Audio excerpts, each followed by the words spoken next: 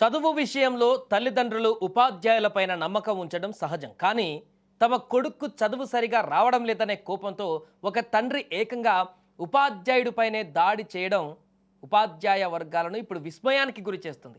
కర్నూలు జిల్లా గోనెగండ్ల మండలం గాజులదిన్నె పాఠశాలలో ఎస్జిటి ఉపాధ్యాయుడిగా పనిచేస్తున్నటువంటి చిన్న బసవరాజు అనే టీచర్ పైన 4వ తరగతి విద్యార్థి తండ్రి రంగస్వామి విచక్షణారహితంగా దాడికి పాల్పడ్డాడు. రంగస్వామి కుమారుడికి చదువు రాకపోవడం, తెలుగు కూడా సరిగా చదవలేకపోవడంతో ఆగ్రహం వ్యక్తం చేస్తూ బసవరాజు పైన దాడి చేశాడు. ఏం చదువు చెబుతున్నావని చితకబాదాడు. ఇటీవల బదిలీ పైన చిన్న బసవరాజు కొడుమూరు నుంచి వెళ్లారు. ఇక గాజులదిన్నె పాఠశాల నుంచి రిలీవ్ కావడానికి వెళ్ళిన ఆయన వచ్చిన సమయంలోనే ఈ దాడి జరిగింది. తండ్రి రంగస్వామి దాడితో ఉపాధ్యాయుడు చిన్న బసవరాజు తీవ్ర భయాందోళనకు గురయ్యాడు. ఈ ఘటనపైన కేసు నమోదు చేసుకొని అక్కడ పోలీసులు కూడా ఎంక్వైరీ చేస్తున్నారు. అయితే వెంటనే స్పందించినటువంటి ఆయన ఈ దాడి చేసిన రంగస్వామి పైన గోనెగండ్ల పోలీసులకు ఫిర్యాదు చేశారు. తమ బిడ్డల చదువు పైన దృష్టి పెట్టవలసిన తల్లిదండ్రులు ఇలా ఉపాధ్యాయులపైన భౌతిక దాడులకు పాల్పడడం విద్యావర్గాలలో ఆందోళన కలిగిస్తోంది.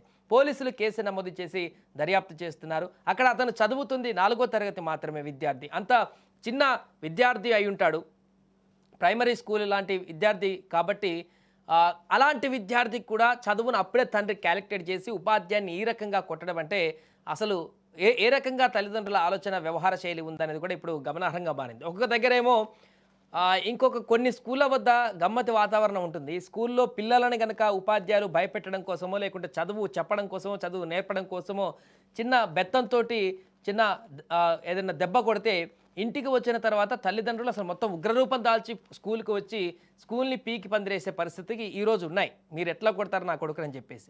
ఒకవైపు ఈ రకమైనటువంటి పరిస్థితులు తల్లిదండ్రుల నుంచి ఉన్నాయి, మరొక వైపు ఈ రకంగా చదువు చెప్పట్లేదని మళ్ళీ దాడులు చేసేటువంటి పరిస్థితులు కూడా ఉపాధ్యాయులపైన ఉన్నాయి. ఇలా విచిత్రమైనటువంటి పోకడలతోటి ఇప్పుడున్నటువంటి స్కూల్ వ్యవస్థలో ముఖ్యంగా కొన్ని పాఠశాలల్లో అయితే ఉపాధ్యాయులు నిజంగానే తీవ్ర భయాందోళనకు గురవుతున్నారు. ఏం చేస్తే ఎప్పుడు ఎలాంటి పరిస్థితులు ఎదురవుతాయో కూడా తెలియనటువంటి ఆందోళనలో అయితే ఉన్నటువంటి మాట వాస్తవం.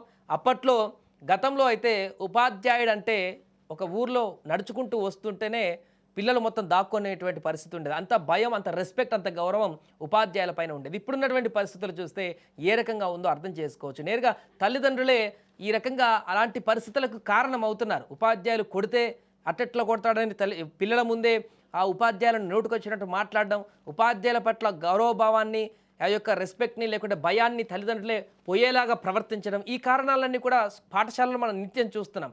ఇలాంటి పరిస్థితుల నేపథ్యంలో ఇప్పుడు నేరుగా తల్లిదండ్రులు వెళ్ళి ఉపాధ్యాయులపైన దాడి చేసేటువంటి పరిస్థితికి వచ్చిందంటే ఇక విద్యాబుద్ధులు నేర్పేటువంటి ఈ యొక్క ఉపాధ్యాయులు రాను రాను ఎలాంటి పరిస్థితులు ఎదుర్కొంటారనేది చూడాలి. సార్, బసవరాజు పైన దాడి చేయడం చాలా మాకు బాధాకరంగా అనిపిస్తుంది. అలాంటి వ్యక్తి టీచరు ఎవరు మా స్కూల్కి రాలేదు. అలాంటి వ్యక్తిని రంగస్వామి అనే వ్యక్తి ఎందు నిమిత్తమైతే దాడి చేశాడో మాకు తెలియదు. కాబట్టి ఆయన పైన